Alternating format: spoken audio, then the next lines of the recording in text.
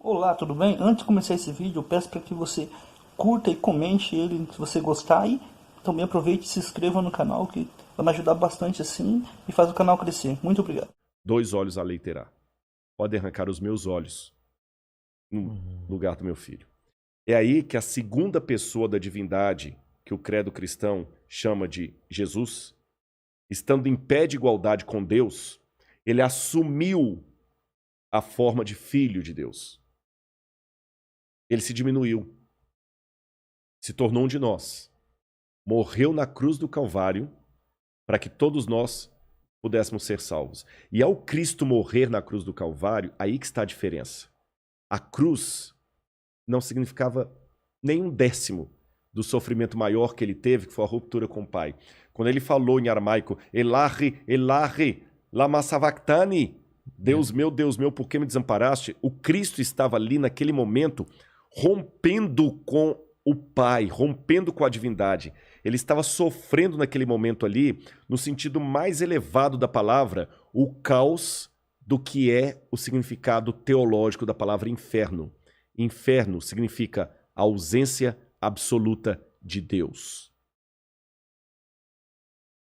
Então Cristo ali experimentou a morte por todos. Ele sentiu uma ausência de Deus naquele momento? Absoluta, totalmente. Por quê? Porque ele tinha que ter a morte que eu e você e todo mundo que está assistindo a gente Ele tinha que estava entender. condenado. Não era entender, ele morreu no nosso lugar. A lei exigia o seguinte. Lembra a comparação que eu fiz do Então, rei? mas ele sendo Deus, ele não sabia que o pai estava com ele? Sabia. Só que Jesus não brinca com os dados. Vamos começar aqui. Qual que era a lei de Deus que foi infringida? A lei diz que aquele que pecar deve morrer, que se a gente infringisse, nós descobriríamos o que é a morte. Não existia morte no universo. A morte vem no pacote da ausência de Deus. Tá certo? E essa morte que nós temos, que amanhã eu posso virar alimento para verme, você também, essa morte ainda não é a morte eterna. A morte que a humanidade está... Isso aqui é apenas uma consequência do estado de pecado em que nós estamos. Mas nenhum cidadão desse mundo ainda experimentou a ausência absoluta de Deus. Aí o que acontece? Para que ninguém precise experimentar, alguém tinha que morrer. De maneira absoluta. Mas aí você faz uma pergunta que realmente me leva a uma reflexão teológica. Se Cristo é Deus, como ele podia passar por isso? Como pode um Deus eterno sinceramente morrer? Se ele é Deus? É muito simples. Já que imaginar não paga imposto, eu vou imaginar que eu tenha um Porsche do mais caro, daqueles que em Miami tem um monte na rua, sabe? Sim. Que um dia até botei no Instagram assim, vendo um Porsche. Só que eu estava vendo um Porsche, né? Se eu tivesse um Porsche do mais caro do mundo, você me vê com um carro passando aqui na rua e tudo, pô, que carrão, Rodrigo, pô, cara, massa demais e tudo e tal. Aí um belo dia, você me vê subindo aqui no condomínio, a pé, conversando com o Mandíbula. Tá. Aí você fala assim, pô, Rodrigo, Cadê o Porsche? Tá na garagem. Por quê? É porque o Mandíbula, por alguma razão, vou criar aqui, viu, Mandíbula? Tá. Ele tá com um problema aí, coitado, ele foi abusado na infância. Ô, louco! Foi dentro de um carro. Podia ter criado outro. Mas tudo bem. Já que foi criado esse problema. Mas, enfim, ele não entra dentro de carro. Ele tem um problema, uma fobia. Mas ele precisa caminhar comigo aqui no condomínio para trazê-lo até aqui. Então, o único jeito que eu tive de vir com ele até aqui é deixando o meu carro na garagem. Aí você vira e fala assim, pô, Rodrigo, não faz sentido isso não, cara. Se você tem o Porsche, você tem que andar de Porsche. Não. Se eu sou dono do Porsche, ele escolhe. Eu sou dono bastante para usá-lo ou não. Então vamos a algumas definições aqui. Eu perdi o meu carro? Não. Eu continuo proprietário de um carro? Sim. Mas eu estou, de fato, andando com o Mandíbula ou estou fingindo que estou andando com ele? Não, você está andando. Estou andando com ele. Cristo, diz o apóstolo Paulo, ele se esvaziou da sua divindade. É esse o termo que Paulo usa. Filipenses 2, verso 5. Tenham em vocês o mesmo sentimento que houve em Cristo Jesus, porque ele, existindo por toda a eternidade, na forma de Deus, em forme tuteu, como diz em grego, ele não julgou como usurpação ficar agarrado ao fato de ser igual a Deus. Antes, a si mesmo se esvaziou, kenosis em grego. É como você pega um balão e ele murcha. Se esvaziou, assumindo a forma de servo. na forma de servo, sendo reconhecido em figura humana e aceitando a morte e morte de cruz. Para que Cristo pudesse morrer, ele pegou a divindade dele, não a perdeu. Ele podia, a qualquer momento, com seus poderes, falar, não, vou morrer. Não vou morrer e acabou. Então, Mas o que ele fez? Ele me amou e amou você. É por isso que, para mim, é difícil falar de academicismo, de intelectualismo, sem falar de Deus. Não é linguagem igrejeira. Paulo, eu sei que muita gente talvez vai parar de assistir a nosso bate-papo agora e outros talvez vão até interessar. Agora que começou a entrar com o negócio de Bíblia, de Deus, pô, eu prefiro que você entreviste aí outro que fale de política. Você tá entendendo? Mas eu digo, Paulo também passou por isso, que Paulo era um cara intelectual. Quando ele estava falando em Atenas, o pessoal ficou, pô, caraca. e depois vou querer voltar ainda para Jesus, que Não, eu tenho umas perguntas. beleza. Tá? Paulo, você é demais, cara. Quando ele falou de Jesus crucificado e ressurreto, eu pensei, não, depois a gente discute sobre isso. Atenas é a capital da filosofia. Mas voltando ainda a essa questão do sacrifício dele. Ele pegou a divindade dele para comparar ao Porsche, Tá. deixou na garagem, se tornou homem de verdade. Nasceu de Ele Maria. sentiu as dores. Nasceu de Maria como qualquer ser humano, exceto em pecado. Então, por exemplo, Jesus enquanto ser humano, se Jesus estivesse aqui hoje como ser humano, Jesus também podia contrair o Covid. O Covid. Com certeza. Se eu pegasse Ele estava sujeito um pedaço de pau e batesse no braço de Jesus, ia quebrar o braço de Ele Jesus. ia sentir essa dor. Ele ia sentir essa dor de verdade. E quando ele estava na cruz do Calvário, ele não podia usar nada dos poderes dele para se beneficiar, senão o sacrifício não seria real. Esse sacrifício, deixa eu falar sobre esse sacrifício. Foi profetizada a vinda dele Foi. muito antes. Uhum. Então, isso que eu não entendo. Esses profetas, quando falavam que havia um cordeiro, que havia essa figura para salvar todo mundo, era Deus se manifestando nessas pessoas, sabendo que ele ia vir, ou ele induzindo essas pessoas a criarem essa figura e depois ele se encaixou nessa figura. Você entendeu a diferença? Entendi. Não, eu acho o seguinte, Deus, ele é aquele que assiste o filme e, sem ser chato, tem o direito de dar spoiler. Porque ele sabe tudo, né? Porque ele sabe tudo. Ele dá o spoiler. Então a profecia é nada mais nada menos que o spoiler de Deus. Não é exercício de futurologia. Não é como o presidente da IBM que falou que no mundo só teria espaço em 50 anos para 5 computadores. Tá. Errou feio, tá certo? Deus não. Ele apenas fala o seguinte, vai acontecer isso aqui. É como se eu Para assistisse algumas um filme. pessoas. Exatamente. E por que Deus não falou para todo mundo? Por que ele fala para algumas pessoas? Vygotsky me dá a resposta. Vygotsky dizia que o ser humano, como tal, só aprende na interação com o outro. Ou seja, você pode ser um cara fera no humor. Eu não entendo de humor. Eu não sei fazer um stand-up. Se eu quiser saber detalhes de um humor, eu vou ter que aprender com o Vilela. Mas lá na plateia, vamos supor que você tem rindo do seu humor um advogado. Tá. Se você receber um processo, você vai precisar da ajuda daquele cara que sabe o que você não sabe. Em compensação, aquele advogado, se começar a passar mal, ele vai precisar de um médico que sabe o que ele não sabe. Então, cada um precisa da especialidade do outro. Se Deus falasse para todo mundo, seria uma relação muito unilateral. Deus e eu, muito vertical e individual. Eu e Deus, eu e Deus, eu e Deus. Deus fez o seguinte, olha, já que o ser humano, Vygotsky de novo, aprende na interação com o outro, ao invés de falar para todo mundo, eu vou falar para alguns que vão ser uma espécie de especialistas para revelar para a humanidade o que eu quero.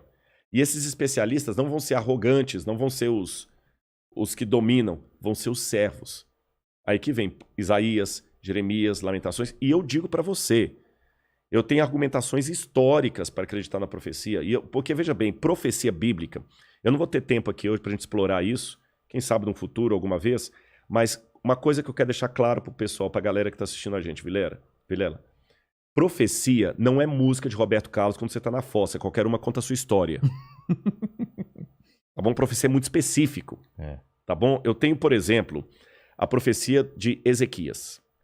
Ezequias é um livro que foi escrito no 7º século a.C. E quando Ezequias era o rei. Ezequiel, quando foi escrito, havia até um professor de Yale que dizia, não, isso aqui é um livro do período do primeiro século, a invenção, não teve nada do que Ezequiel falou, nem cativeiro dos babilônios, nem nada. A arqueologia provou todo o livro de Ezequiel. Houve o cativeiro, o livro é da época que ele fala, etc, etc, etc. E quando Ezequiel vai falar as profecias dele, ele fala o seguinte: Nabucodonosor veio destruir Jerusalém. E ele falou o seguinte: o Senhor me mostrou que a cidade de Tiro, que era uma cidade portuária fenícia no atual Líbano, essa cidade desdenhou de Jerusalém. O que vai acontecer com você, Tiro? Tiro será atacada pela própria mão de Nabucodonosor. Depois ele fala, multidões subirão até você. Primeiro ele fala de um rei que é Nabucodonosor, que ia atacar Tiro. Depois ele fala, multidões virão contra você, porque Tiro se juntou com Nabucodonosor para debochar de Jerusalém. Essas multidões vão pegar as pedras de Tiro, vão jogá-las no meio do mar para testemunho. E além de jogar no meio do mar, as pedras de Tiro se transformarão no enxugadouro de redes. Depois que Ezequiel fez essa profecia, Nabucodonosor se volta contra Tiro, destrói a cidade. Depois de Nabucodonosor vêm os gregos, e Alexandre entre eles. Alexandre destrói todas as pedras de Tiro, joga no meio do mar para fazer um istmo, um aterro, e com o passar do tempo, Tiro se transforma numa vila de pescadores. E se você for hoje até o Líbano, você vai ver pescadores enxugando as redes deles nas pedras da antiga Tiro. E a profecia falava, as pedras de você serão lançadas no mar e você virará um enxugadouro de redes. E a Babilônia vai desaparecer. E vai virar apenas um covil de abutres e tudo mais. Quando ele falou isso, Tiro era como se eu falasse assim, São Paulo vai desaparecer e Nova York vai desaparecer. Uma coisa que é impensável. E você vai lá hoje no Líbano, você vê a profecia cumprida. E Babilônia ficou tão desaparecida que só foi redescoberta a partir das escavações de Henry Layard e depois de Robert Coldway em 1860 e depois em 1899. Até então ninguém nem sabia... Que é na região do Iraque. Que na região do Iraque. Ninguém nem sabia onde ficava a Babilônia. Eu dei apenas um exemplo muito pífio, mas eu podia dar vários outros de cronologia, profecia. Até Isaac Newton. Pô, caramba, Isaac Newton era um gênio. Isaac Newton escreveu um tratado sobre as profecias de Daniel e Apocalipse. Caramba. Mostrando, como é que a cronologia profética de Daniel se cumpriu ao pé da letra. Então, repito, não é uma questão de achismo. Porque quando você tá na fossa, que eu falei, qualquer música de Roberto Carlos parece que foi feita pra mim. Pô, caramba! Sertanejo. Não é aquele negócio de tipo assim, olha, Deus tá me mostrando que esse ano vai morrer alguém muito importante no Brasil. Pô, aí entra o meu lado do ceticismo. A profecia é muito certa. E Deus profetizou aos profetas como Cristo viria, quando ele viria. E vou revelar mais. Não é só na Bíblia, não. Porque eu tenho documentos romanos que mostram que na época que Jesus nasceu, até os romanos já sabiam, por profecias que hoje desapareceram, que haveria naquela época de nascer uma criança de ouro. Que eles até pensavam que podia ser Augusto César. E aí, voltando para Jesus, que a gente estava falando sobre ele ser Deus e ao mesmo tempo se fazer Tornou humano. homem. Eu acho que tem duas passagens muito, cara, que eu acho muito legais, assim, para a gente tentar entender, que é a tentação no deserto e a noite anterior, quando ele fala que, cara, se puder... Afasta de mim. Ali ele foi humano no sentido mais exato da palavra. Porque lá ele sabia que ele tinha uma missão, mas ele falou, cara, se puder... Afasta de mim esse cara, né? Exatamente. Tipo, eu sei que eu tenho que fazer, mas se tiver alguma chance...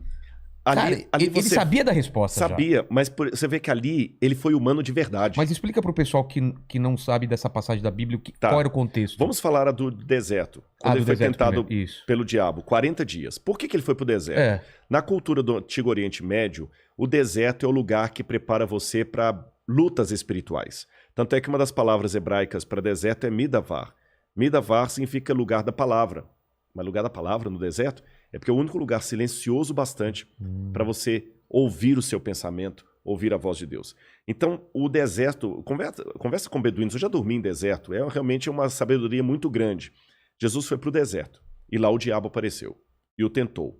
Em momento algum dos 40 dias, ele usou o poder dele para se livrar dos problemas, nem para vencer o diabo. Ele usou a palavra de Deus e a promessa de Deus. Porque é interessante que no batismo de Jesus, que aconteceu antes dessa tentação, a voz do Pai fala do céu: tu és o meu filho amado em quem eu tenho prazer. Quando o diabo aparece para ele no deserto, como é que você acha que Jesus estava no deserto? Eu já fiquei no deserto. Vilela, eu fiquei 15 dias no deserto de Baiuda, no Sudão, com os beduínos. 15 dias sem tomar banho. Tá.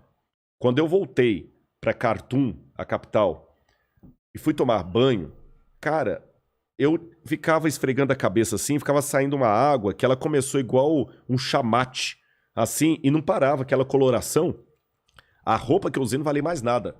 Então imagina Jesus, 40 dias ali, Jesus devia estar cadavérico, fétido, com mau hálito, cabelos desgrenhados. É lógico que o diabo... Faminto. É lógico que o diabo não apareceu para ele de chifre, tridente, como a Idade Média pintou. Ele deve ter aparecido para Jesus como um ser de luz. E ele falou assim: se você é mesmo filho de Deus, faz essas pedras virarem pães. Ele quis colocar em Jesus dúvidas sobre quem ele era. Pera aí, eu vou te provar que eu sou. Porque, na verdade, todo ser humano é assim, né? A gente não quer aceitar humilhação. Pô, é aquele negócio: eu peço a Deus que me dê paciência, que se ele der uma arma eu vou virar assassino. Então, quer dizer, a gente não quer levar o desaforo para casa. Jesus não venceu o diabo com o poder divino que ele tinha. Ele venceu o diabo com o caráter divino que ele tinha. Quando ele estava lá no jardim do Getsemane, como ser humano, o pai falou: você vai assumir a função de filho, você vai machucar, você vai ser traído, vai sentir tudo que todo mundo sente. Tudo bem. E ele sentiu.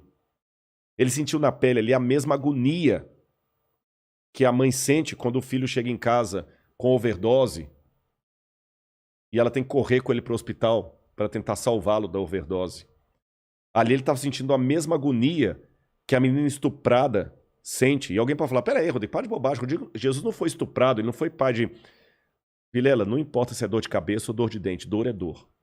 Eu posso não estar com a sua enxaqueca, mas se eu estou com um problema no trigêmeo aqui, que é uma dor que dá vontade de suicidar, eu posso falar que eu te entendo. Então ele sentiu a dor da humanidade na base. Naquele momento, como ser humano, que ele encarnou mesmo, ele não fingiu ser humano. No exemplo que eu dei aqui com a mandíbula, ele estava andando a pé mesmo com a gente. Ele falou: pai, eu não vou aguentar. Pai, se possível, afasta de mim esse cálice, eu não vou dar conta. Você acha que ele teve dúvidas? Naquele momento, como ser humano teve. Por quê? Porque uma das coisas que ele teve que deixar na garagem foi justamente a onisciência dele. Tanto é que quando perguntaram quando é que o senhor vai voltar, ele falou: esse dia ninguém sabe. Nem os anjos, nem o filho, somente o pai. E o filho não pode saber nada dele mesmo se o pai não revelar. Então ele deixou onisciência. Ele deixou a onisciência, a onipresença, a onipotência, tudo na garagem. Os milagres que Jesus operou são milagres que outros homens de Deus também operaram. Ele ressuscitou Lázaro.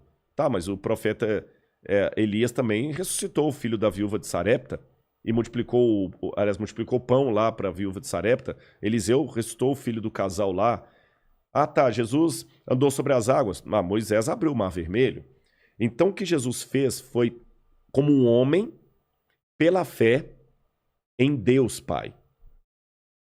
É lógico que houve momentos em que a divindade brilhou pela humanidade, como por exemplo quando ele transfigurou no monte, que a tradição, a Bíblia não diz isso, a tradição chama de Monte Tabor.